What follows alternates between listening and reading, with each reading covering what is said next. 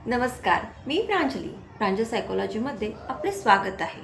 मी एक professional psychological counsellor, त्याचप्रमाणे life coach. आपल्या दैनंदिन जीवनात अनेक शारीरिक आणि मानसिक व्याधी आपल्याला होतात. त्यापैकी एक महत्त्वाची व्याधी म्हणजे आपल्या बरेच जणांची अशी कंप्लेंट असते की माझं डोकं फार दुखतं आहे. आणि डोकं दुखतंय म्हणून आपण डॉक्टरकडे जातो, मेडिसिनही घेतो, परंतु आपली डोकेदुखी थांबली आहे का? जर ती डोकेदुखी मेडिकल इश्यूमुळे झालेली असेल, म्हणजे तुम्हाला सर्दी झाली असेल किंवा खरंच काही फिजिकल प्रॉब्लेम झाला असेल, तर त्या मेडिसिनने तुमची डोकेदुखी थांबणार. परंतु बरेच असे लोक आहेत की त्यांचं म्हणणं असते की आम्ही खूप सारे मेडिसिन घेतो, की माझं डोकं दुखलं ना की मला डोकेदुखीची गोळी घ्यावीच लागते. थोड्या वेळ बरं वाटतं, पण परत डोकं दुखायला सुरू होतं. किंवा काहींचं असंही म्हणणं असतं की डोकं टॅब्लेट्स घेतली तरी माझं डोकं थांबतच नाही. का होतंय असं? तर यासाठी आपण एक छोटंसं क्वेश्चन मी तुम्हाला करणार आहे की तुम्ही तुमच्या दिवसाची सुरुवात कशी करता. तुम्ही मला तुमच्या दिवसाची सुरुवात कशी करता हे कमेंट करून नक्की कळवा. बरेचदा आपण आपल्या दिवसाची सुरुवात कुणी आपल्या दिवसाची सुरुवात एखाद्या कामाने करतं, किंवा कुणी आपल्या दिवसाची सुरुवात की मला काही इम्पॉर्टंट मेल्स आले आहेत का ते बघून करतं, कुणी की व्हॉट्सअपवर काही नवीन आहे का ते बघून करतं, तर कुणाला सकाळी सकाळी मोबाईल बघायला इतकं आवडतं की नको, मला मोबाईल बघितलं नाही ना की मला ना काहीतरी चुकल्यासारखं होतं. असे सुद्धा खूप सारे लोक आपल्यामध्ये आहे. तर काहींचं असतं की नको, मी ना माझ्या दिवसाची जी काही सुरुवात आहे ती मी एका छानशा भक्तिगीताने करते, किंवा एखाद्या देवाच्या नामस्मरणाने करते, किंवा जे काही तुम्ही मंत्र म्हणत असाल किंवा ज्या देवाला म्हणत असाल त्या देवाच्या नामस्मरणाने करते. तर काही लोकांची सुरुवात ही एक्सरसाइजने होते, तर काही वॉकला जातात सकाळी सकाळी, तर काही योगांना जातात. अशा वेगवेगळ्या पद्धतीने वेगवेगळे लोक आपल्या दिवसाची सुरुवात करत असतात. मग या दिवसाची सुरुवात करणाऱ्यामध्ये आपण कुठल्या कॅटेगरीमध्ये आहे हे आपल्याला जाणून घेणं गरजेचं आहे. तेव्हा आपल्याला आपलं डोकं का दुखतंय हे सुद्धा लक्षात येईल. तर बरेचदा आपण म्हणतो की जुन्या काळीच नाही तर आपण आत्ताही म्हणतो, अरे माझ्या ना आज दिवसाची सुरुवातच खराब झाली आणि माझा सगळा दिवस खराब गेला. किंवा जर एखादी बॅड न्यूज आपल्याला सकाळी कळली तर आपण म्हणतो बस आज माझा पूर्ण दिवस वाईट जाणार.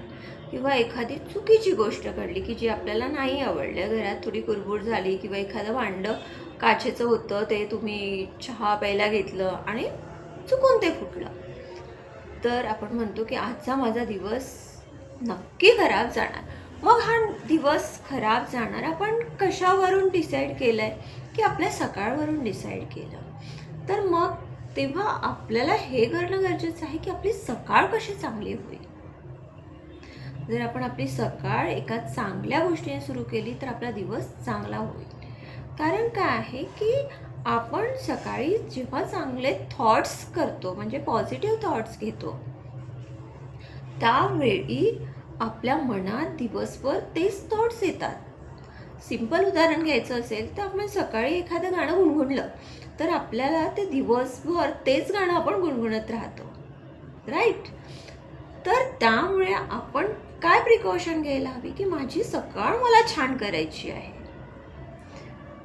त्यासाठी आपण ज्या चांगल्या गोष्टी आहे त्या करून आपण आपली सकाळ आपला सगळा दिवस आनंददायी आणि चांगला बनवू शकतो. त्यानंतर जाऊया आपण डोकेदुखी. बऱ्याच जणांचं असतं की मी सगळे मेडिसिन्स केले, एक नाही मी 8-9 डॉक्टर्स केले, मी ॲलोपॅथी केली, मी होमिओपॅथी केली, मी नॅचरोपॅथी केली, किंवा आणखी काही, पण तरीही माझं डोकं दुखणं काही बंद झालं नाही. तर त्या सगळ्यांना माझ्याकडून एक प्रश्न आहे की तुम्ही मोबाईल बघता, म्हणजे मी असं म्हणणार नाही की आज मोबाईल कोणी बघत नाही, मॅक्झिमम 99% लोक मोबाईल बघतात, इनफॅक्ट त्याहीपेक्षा जास्त. सो त्या मोबाईल बघण्यात आपण काय बघतो हे सुद्धा तेवढंच महत्त्वाचं आहे. मोबाईल बघावा, तो आज काळाची गरज आहे, पण तो मोबाईल किती प्रमाणात बघावा आणि मोबाईल बघताना आपण त्यामध्ये काय बघतो हे सुद्धा महत्त्वाचं आहे. तर मोबाईल बघताना आपण काय करतो की सगळ्यात जास्त की एखादी गोष्ट असते की आत्ता आपल्याला माहिती आहे की एखाद्या व्यक्तीचं निधन झालं आणि सकाळी सकाळी आपल्याला कळलं की त्या व्यक्तीचं निधन झालं, तर आपण तोच विचार करतो आणि त्याच विचारात आपण दिवस घालवतो, कारण आपल्याला एक्साइटमेंट असते की कसं झालं, काय झालं, जाणून घ्यायचं असते. आणि मग आपण पास्टमध्ये पण जातो की असा होता, तसा होता, वगैरे वगैरे. सो या गोष्टीमध्ये जातं आणि आपलं माइंड ते सॅड जे आहे, सॅडनेस जो आहे तो आपला माइंड वाढवत जातो आणि आपण सॅड राहतो. तर तो दिवसभर आपला काय जातो, सॅड जातो. हे झालं आपल्या जवळच्या व्यक्तीचं असेल तर हे अगदी नॅचरल आहे आणि ते व्हायलाही हवं, कारण आपल्या फिलिंग्स त्या व्यक्तीशी जुळलेल्या असतात.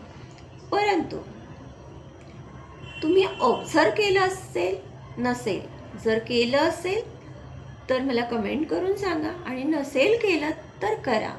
तुम्ही मोबाईलवर एखादी सिरियल बघता तर तुम्हाला त्या सिरियल रोज दाखवल्या जातात किंवा ज्या यूट्यूबरकडून त्या सिरियलचं स्पीच होतं ते स्पीच तो जर आणखी सिरियल बनवत असेल तर तेच दाखवलं जातं.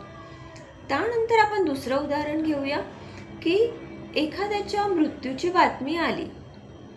फॉर एक्झाम्पल आपण मृत्यूची म्हणण्याच्या ऐवजी आपण म्हणू की सध्या क्राईम खूप वाढलेला आहे आणि आपण एखादी क्राईमचा जो व्हिडिओ आहे तो आपल्या फ्रंट पेजवर आला आहे.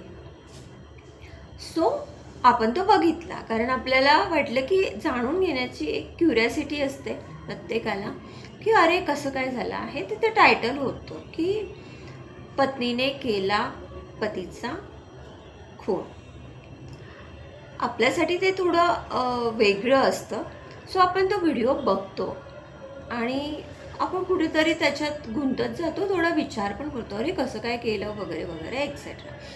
देन यूट्यूब काय करतं की तुम्ही ज्या प्रकारचे व्हिडिओज बघितले, तुम्ही तो व्हिडिओ बघितला ना, तुम्ही बघत नव्हते पण तुम्ही एकदा बघितला तर यूट्यूब काय करतं की त्याच पद्धतीचे व्हिडिओज ते आपल्याला दाखवतो, कारण त्यांना हे कळतं की म्हणजे त्यांच्या याला कळतं, अल्गोरिदमला कळतं की हां यांना इंटरेस्ट वाटतं. मग आपण 2 बघितले, 3 बघितले तर तुम्हाला तसेच क्रिमिनल व्हिडिओज त्याच कॅटेगरीमधले डिस्प्ले व्हायला लागतात आणि आपल्या माइंडला ते इतकी सवय लागते की आपण तेच बघतो, तेच बघतो. आणि अल्गोरिदम काय करतं की तुम्हाला जे हवं आहे त्याबद्दल आणखी इन्फॉर्मेशन तुम्हाला पोहोचवण्याचं काम करतो. बट इन्फॉर्मेशन आपण कुठली घ्यायची हे कुणाचं काम आहे, आपलं काम आहे. तेव्हा यूट्यूब बघताना सुद्धा तुम्ही मोटिवेशनल व्हिडिओज बघा की ज्यातून तुम्हाला काही इन्फॉर्मेशन मिळेल, तुमचं मोटिवेशन तुम्हाला मिळेल आणि काहीतरी छान असं वाटेल. किंवा इन्फॉर्मेटिव्ह व्हिडिओज बघा की तुमची इन्फॉर्मेशन त्यातून वाढेल. बुकसुद्धा असतात, पण आपण कधीही यूट्यूबवर जाऊन बुक्स रीड करतो नाही. म्हणजे बरेचसे यूट्यूबर्स हेही करतात की छान छान बुक्सचं फक्त रीडिंग करतात किंवा त्याच्याबद्दल माहिती सांगतात. तर आपण जर हां ठीक आहे आपण वाचायला वेळ नाही पण आपण तो ऐकू शकतो काम करता करता, तर ते तुम्ही नक्की करा. आणि तेव्हा तुम्हाला जेव्हा आपल्या पॉझिटिव्ह थॉट्स आपल्या समोर येतात, जेव्हा आपले चांगले विचार आपल्या डोक्यामध्ये येतात, तेव्हा तुमचं डोकं दुखणार नाही. त्याही आधी तुमचं डोकं जर फारच दुखत असेल तर मी तुम्हाला म्हणते की 1 आठवडा तुम्ही मोबाईल कंप्लीट बंद करा आणि मोबाईल कंप्लीट बंद करून तुम्ही बघा, तुम्हाला खूप चुकल्यासारखं वाटेल. अरे मला काय होतं आहे. मी प्रत्येकदा त्या मोबाईलजवळ जाण्याचा प्रयत्न कराल आणि ओपन करायचा प्रयत्न, रील तरी बघतो मी, इन्स्टा तरी ओपन करतो मी, फेसबुक तरी ओपन करता. बट स्वतःच्या माइंडला सांगा की नाही, मला नाही बघायचं, मला 7 days ही ॲक्टिव्हिटी करायची आहे, ही माझ्यासाठी दिलेली थेरपी आहे सो मला 7 डेज नाही बघायचं आहे. आणि जेव्हा हा ट्रिगर येतो की मला मोबाईल बघायचा आहे, मला रील बघायचं आहे, मला एखादा व्हिडिओ बघायचा आहे, तेव्हा माइंडला दुसऱ्या दिशेने डायरेक्ट करा. दुसऱ्या दिशेने त्याला वळवा की नाही, अरे मला हे होतं नाही, माझं हे काम राहिलं आहे, मला हे करायचं आहे. तुम्ही कुठलंही घरगुती काम करू शकता किंवा एखाद्या मैत्रिणीशी बोला किंवा शेजारी जाऊन बोला किंवा तुमच्याकडे जर छोटे छोटे तुम्ही झाडं लावले असेल त्याच्याकडे बघा. म्हणजे तो क्षण जो आहे, तो क्षण जेव्हा तुम्हाला तो ट्रिगर होतो, तो क्षण तेवढा टाळा. आणि जर तुम्ही हे 7 डेज ॲक्च्युअली कुठलीही गोष्ट करा, 21 डेजचा आपला ड्युरेशन असतं. 21 डेजमध्ये ती परफेक्ट होते. बट तरीही आपण हळूहळू हे जर केलं तर आपल्याला खूप फायदा होईल आणि 101% तुमचं डोकंदुखी नक्की कमी होईल. कारण मोबाईलमुळं आपल्याला खूप साऱ्या गोष्टी येतात. एक तर व्हॉईस, आणि त्यातही आता आपण हेडफोन घालून वगैरे ऐकतो, सो त्याचाही त्रास होतो. देन आपले जी काही वेव्स त्या मोबाईलमधून निघतात, ब्ल्यूरेज निघतात, ते सुद्धा खूप डेंजरस असतात आणि त्याच्यामुळे आपली चिडचिड होते. आपला ब्रेन एक शफल होतो की मी काय करू, ही कधी हे बघते कधी ते बघते. सो आपल्या ब्रेनला शांततेची गरज आहे. तेव्हा जर तुमचं डोकं फारच दुखत असेल तर किमान 1 आठवडा तरी मोबाईलला तुम्ही दूर ठेवा. आणि ते जर पॉसिबल नसेल तर डिसाईड करा की हां, मला ना 3 तासांनी फक्त मला 2 मिनिट बघायचं आहे. पण त्याबद्दल तुम्ही तेवढे पंक्च्युएट असणं गरजेचं आहे. कारण तुम्हाला एक आपलं व्यसन आहे, ते हातात घेतलं की आपण सुटत नाही. त्यामुळे मी म्हणते कंप्लीट बंद करा, डेड करून ठेवा मोबाईलला. सो तुमचं डोकंदुखी नक्की थांबेल. आणि काय हरकत आहे ना, जर आपलं डोकं दुखतं आहे, एवढं डोकं दुखतं आहे, आपलं मेडिसिनने कमी होत नाही, तर एका छोटासा एक्सपेरिमेंट करून नक्की बघा. आणि तुम्हाला जर इन्फॉर्मेशन खरंच आवडली असेल तर हा व्हिडिओ तुमच्या नियर अँड डिअरला शेअर करा. कारण इन्फॉर्मेशन ही साचून ठेवण्याची गोष्ट नाही, कलेक्ट करून ठेवण्याची गोष्ट नाही आहे. तर ती आपण ओपनली स्प्रेड करा.